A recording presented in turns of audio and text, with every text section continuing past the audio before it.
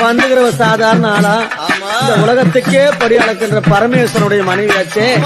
அதுலயும் அகங்கார காளி பரமேஸ்வரன் மனைவியா இருந்தாலும் கட்டின கணவனே காலில் போட்டு மெரிச்சலாச்சே. அவளாண்ட வச்சுக்க முடியுமா?